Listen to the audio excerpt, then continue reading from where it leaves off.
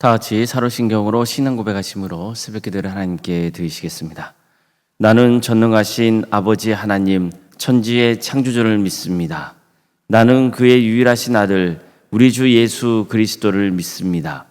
그는 성령으로 잉태되어 동정녀 마리아에게서 나시고 본디오 빌라도에게 고난을 받아 십자가에 못 박혀 죽으시고 장사된 지 사흘 만에 죽은 자 가운데서 다시 살아나셨으며 하늘에 오르시어 전능하신 아버지 하나님 우편에 앉아 계시다가 거기로부터 살아있는 자와 죽은 자를 심판하러 오십니다. 나는 성령을 믿으며 거룩한 공교회와 성도의 교제와 죄를 용서받는 것과 몸의 부활과 영생을 믿습니다. 아멘. 찬송가 182장 찬양하시겠습니다. 찬송가 182장입니다.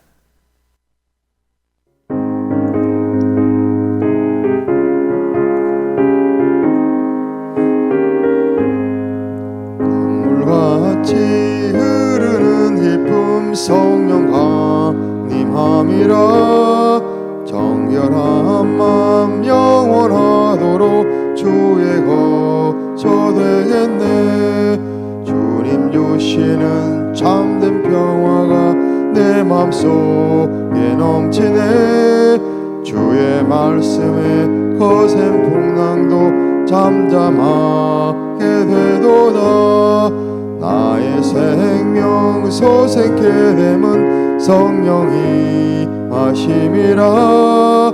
모든 의심 슬픔 사라져 주의 평강 넘치네. 주님 주시는 참된 평화가 내 맘속에 넘치네. 주의 말씀에 거센 풍랑도 잠잠하게 되도다. 하늘에서 담비 내리고 햇빛 찬란함같이 우리 마음에 성령이 많이 주님 보내심이라. 주님 주시는 참된 평화가 내 맘속에 넘치네. 주의 말씀에 거센 풍랑도 잠잠하게 되도다. 생명신에 넘쳐 흘러서 마른 광야 적신이 의의 열매 무르익어서 추수를 기다리네. 주님 주시는 참된 평화가 내 맘속에 넘치네. 주의 말씀에 거센 풍랑도 잠잠하게 되도다. 놀라우신 주의 은혜로 그의 얼굴 뵙겠네. 평화로운 안식처에서 영원토록 쉬겠네. 주님 주시는 참된 평화가 내 맘속에 넘치네. 주의 말씀에 거센 풍랑도 잠잠하게 되도다.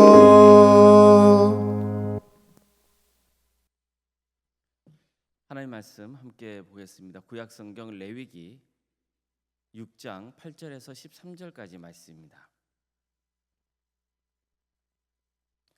레위기 6장 8절에서 13절 말씀입니다.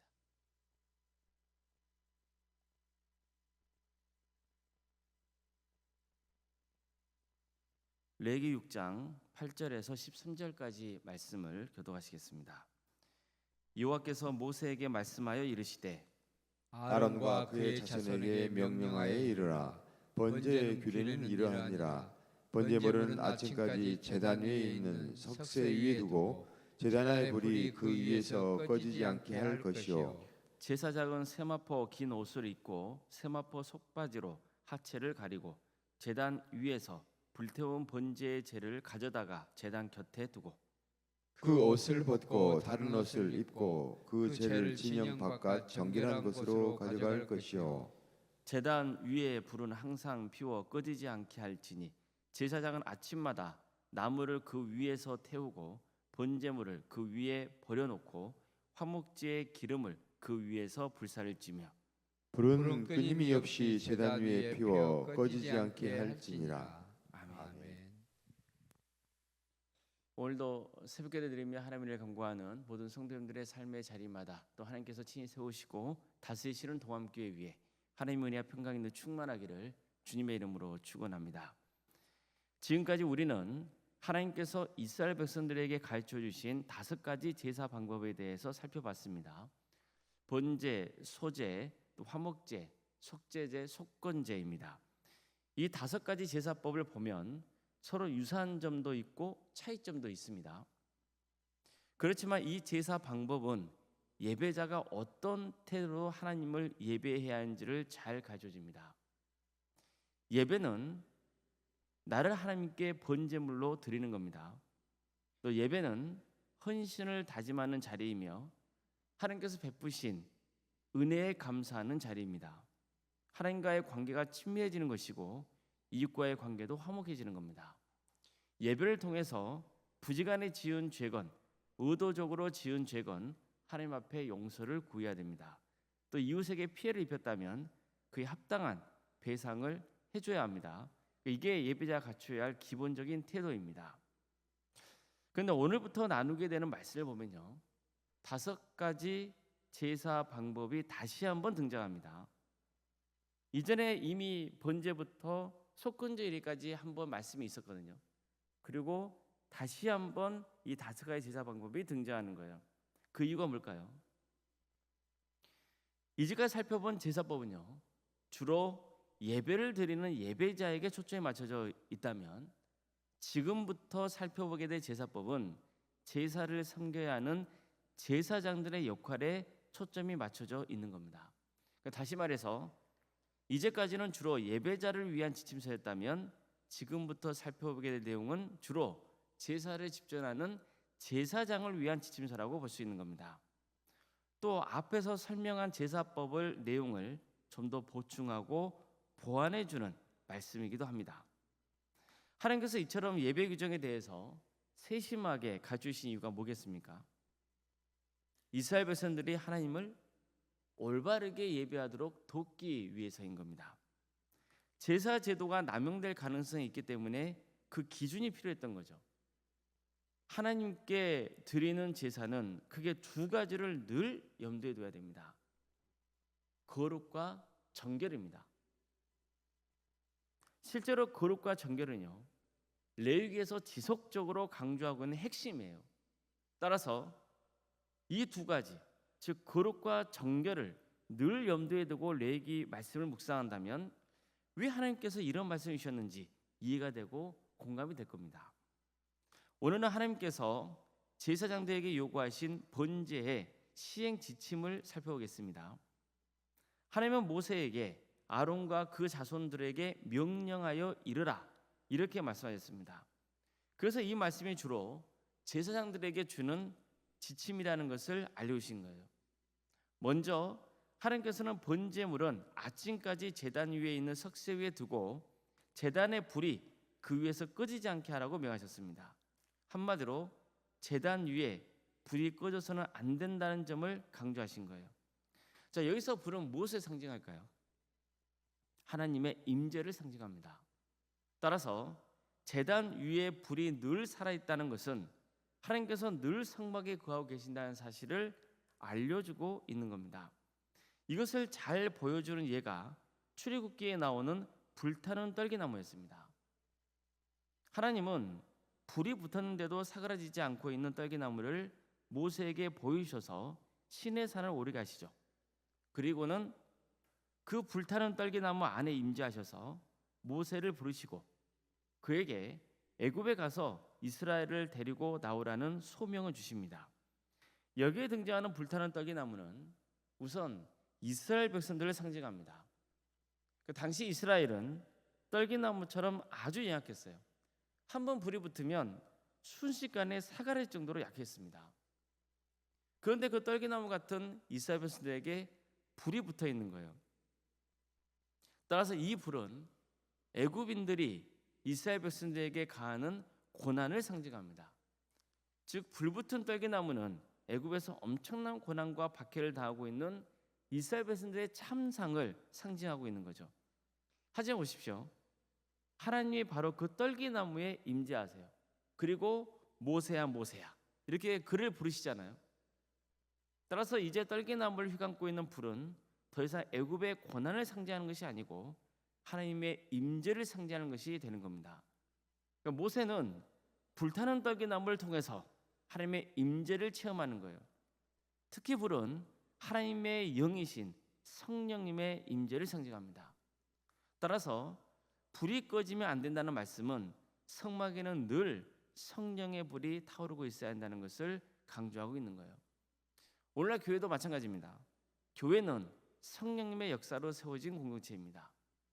예수님이 부활 승천하신 후에 제자 공동체가 성령님의 임재를 구하면서 기도에 힘쓰고 있었고, 그던 중에 오순절 날에 그 공동체에 성령이 충만하게 임했던 거예요.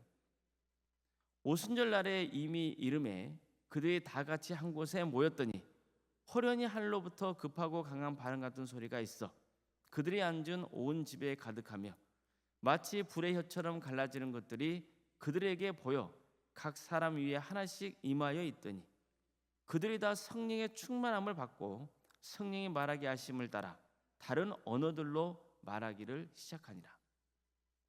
자, 보십시오. 성령님의 불이 성도들에게 임했죠. 바로 이때부터 교회가 본격적으로 세워지기 시작했던 겁니다. 따라서 교회는 성령의 불이 타오르는 공동체가 되는 거예요. 성령의 불이 꺼지면 안 되는 거예요. 하나님은 번제단 위에 불이 꺼지지 않아야 한다고 말씀합니다. 마찬가지로 오늘날 교회도 성령의 불이 꺼져서는 안 되는 겁니다. 그래서 우리는 늘 성령 충만을 구해야 되는 거예요. 그래야 복음이 살아 역사하는 교회가 되는 겁니다. 번제단의 불이 꺼지지 않는 것은 이스라엘은 하나님이 친히 임재하신 거룩한 공동체라는 것을 강조하겠는 거예요. 그렇기 때문에 제사장들은 늘 번제단의 불이 꺼지지 않도록 신경을 써야 되는 겁니다. 그러면 언제나 번제단 위에는 제물이 있어야 되는 거예요. 그래서 매일 아침과 저녁에 번제물을 드려야 했던 거예요. 이것은 곧 백성들의 헌신을 통해 번제단의 불이 계속 타올라야 한다는 것을 강조하겠는 겁니다. 여기서 핵심적인 헌신은 예배의 헌신입니다. 즉 하나님을 예배하는 게 얼마나 중요한지를 강조하고 있는 겁니다. 한마디로 우리의 예배 생활이 끊겨서는 안 되는 거예요. 예배의 불이 늘 타오르고 있어야 됩니다. 사람은 항상 부족하고 연약해요. 그러다 보니까 예배의 불이 뜨겁게 활활 타오를 수도 있지만 어쩔 때는 불길이 아주 약해질 수도 있거든요. 하지만 중요한 것은 뭐가 꺼지지 않는 거예요? 예배의 불이 꺼지지 않는 거예요. 번제는 나를 드리는 겁니다. 예배자가 번제물을 하나님께 바치는 것은 곧 나를 바치는 거예요. 그래서 예배는 헌신입니다. 나를 온전히 하나님께 드리는 헌신입니다. 또한 본문에서는 번제단에 다 타고 남은 재를 처리하는 부분에 대해서도 말씀합니다. 제사장은 세마포 긴 옷을 입고 세마포 속바지로 하체를 가리고 제단 위에서 불태운 번제의 재를 가져다가 제단 곁에 두고 그 옷을 벗고 다른 옷을 입고 그 재를 진영 바깥 정결한 곳으로 가져갈 것이며, 이어서 세마포 긴 옷은 성막에서 제사를 집전할 때 입던 옷입니다. 그런데 제사장들이 번제단에 있는 재를 진영 밖으로 가져갈 때는 옷을 갈아입어야 됐습니다. 이것은 거룩한 세마포 옷이 오염되지 않게 하기 위해서였습니다. 이것은 무엇을 상징하는 거냐면은 제사장의 정결을 상징합니다. 제가 처음에 말씀드렸죠. 레위기에서는 항상 두 가지가 강조됩니다. 하나는 거룩이고 또 하나는 정결입니다. 바로 여기서는 제사장의 정결을 상징하는 거예요. 뿐만 아니라 제물의 제도 정결한 곳에 버려졌습니다. 어떻습니까? 정결을 강조하죠. 이것은 예배를 집례하는 자는 늘 정결함에 관심을 가지고 있어야 한다는 것을 가르쳐주고 있는 거예요. 늘 죄의 문제에 민감해야 되고 스스로 죄에 물들지 않도록 경계해야 됩니다. 성도 여러분, 오늘 우리는 번제를 드릴 때 제사장들이 지켜야 할 시행 지침에 대해서 살펴봤어요. 앞으로도 계속 살펴보겠지만 본문의 내용을 보면 얼마나 하나님께서 예배에 대해 깊은 관심을 갖고 계시는지 알 수 있습니다. 그러니까 그만큼 예배가 중요하기 때문이에요. 예배에서 가장 기본이 되고 중요한 것은 하나님의 임재입니다. 하나님의 임재하심이 없다면 우리가 드리는 예배가 도대체 무슨 의미가 있겠습니까? 그래서 늘 우리는 하나님의 임재를 구해야 됩니다. 성령 충만을 구해야 되는 겁니다. 우리 교회에 성령의 불이 타올라야 됩니다. 우리 심령 안에 성령의 불이 꺼지면 안 됩니다. 성령의 불은 그냥 임하는 게 아니에요. 물론 하나님께서 일방적으로 우리에게 임하게 하시는 성령의 역사가 있습니다. 그러나 우리는 기도해야 되는 거예요. 나를 하나님께 바쳐야 돼요. 즉 헌신해야 돼요. 늘 자신을 정결하게 하려고 힘써야 돼요. 정말 우리 교회와 성도님들에게 성령의 불이 꺼지지 않고 계속 타오르기 바랍니다. 세상과 구별된 정결함으로 주님을 예배하시길 바랍니다. 그래서 하나님께 기쁨이 되는 예배자 되시기를 주님의 이름으로 축복합니다. 기도하겠습니다. 사랑하는 하나님, 감사드립니다. 우리를 예배자로 삼아주시고 하나님이 예배할 수 있도록 인도하신 주님, 우리가 평생의 삶 가운데 참된 예배자의 길을 갈 수 있도록 우리를 가르쳐 주시고 깨우쳐 주시옵소서. 주님, 무엇보다도 우리 한 사람 한 사람 위에, 그리고 동암교회 위에 하나님께서 임재하여 주시고 성령 충만하여서 정말 우리가 드리는 예배가 하나님께 영광이 되고 우리에게도 큰 은혜가 되는 귀한 역사가 있게 하여 주시옵소서. 설령 때는 어려움이 있고 뭔가 힘든 게 있다 할지라도 항상 예배의 자를 지키며 끝까지 주님의 은혜를 붙드는 역사가 있도록 도와주시옵소서. 그래서 우리 모든 성도들이 한 사람도 예외 없이 끝까지 구원의 길을 가며 그 구원의 길을 가는 여정 가운데 하나님을 예배하는 예배자로서 살아갈 수 있도록 친히 역사하여 주시옵소서. 어려운 채 있는 성도들을 주께서 기억하여 주시고 그들의 삶을 지켜주시옵소서. 일치된 질병 가운데 또 정신의 고통으로 어려운 채 있는 성도들을 주께서 기억하여 주시고 치유 회복의 역사를 허락하시며 무엇보다도 끝까지 구원의 은혜를 바라는 귀한 성도에게를 갈 수 있도록 인도하여 주시옵소서. 학업으로 직장으로 군복무로 여러 가운데 해외에 나가 있는 성도도 있습니다.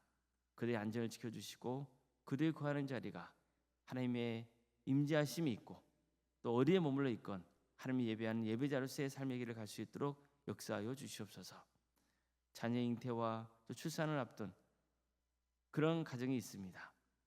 하나님, 우리 교회의 생육과 본성의 축복이 차고 넘치는 역사가 있도록 도와주시고 또 이미 우리에게 주어진 자녀손들 그들의 신앙이 잘 자라서 30배 100배의 계시를 고를 수 있도록 도와주시며 주어진 은사와 달란트로 하나님께 영광 돌리는 복된 길을 갈 수 있도록 인도하여 주시옵소서.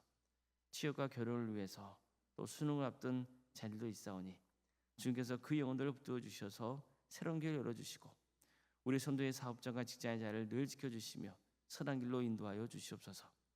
오늘 주일을 맞아서 여러 모양으로 섬기는 성도들이 있습니다. 기쁜 마음으로 또 자원하는 마음을 섬길 수 있도록 도와주시고 섬김의 자리 가운데 하나님께서 친히 역사하여 주시옵소서. 그래서 우리 도암교회가 정말 하나님께 영광을 돌리는 교회, 서로 성도들의 사랑으로 하나 되는 교회, 때로는 여러 가지 부족한 면들 때문에 어려움이 있다 할지라도 품고 포용할 수 있는 주님의 은혜로 세워지는 거룩한 교회가 될 수 있도록 인도하여 주시옵소서. 어려운 생각 사모님 성령 충만케 하여 주시고 평안의 축복을 보여주시며 믿음의 가정을 든든히 세워갈 수 있도록 도와주시고 섬기시는 교회 위에 하나님 축복과 은혜가 차고 넘치게 하여 주시옵소서. 오늘 주일을 맞아서 우리 성도에 모여서 하나님을 예배합니다.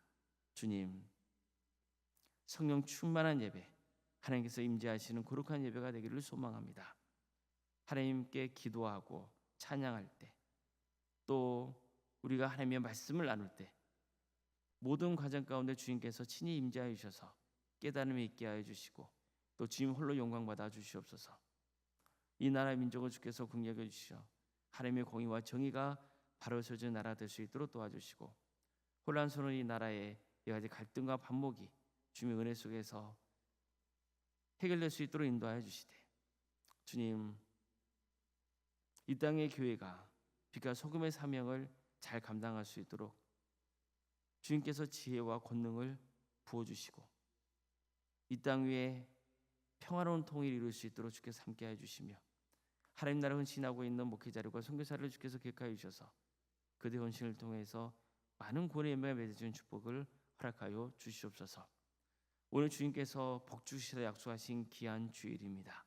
주님 홀로 영광 받으시는 복된 날이 되기를 소망하고 또 우리 성도들도 하나님의 풍성하신 은혜를 누리는 거룩한 날이 되게 하여 주시옵소서. 모든 것 주님께 의지하오며 살아계신 예수님의 이름으로 기도드리옵나이다. 아멘. 하늘에 계신 우리 아버지의 이름을 거룩하게 하시며 아버지의 나라가 오게 하시며 아버지의 뜻이 하늘에서와 같이 땅에서도 이루어지게 하소서. 오늘 우리에게 일용할 양식을 주시고 우리가 우리에게 잘못한 사람을 용서하여 준 것 같이 우리 죄를 용서하여 주시고 우리를 시험에 빠지지 않게 하시고 악에서 구하소서. 나라와 권능과 영광이 영원히 아버지의 것입니다. 아멘.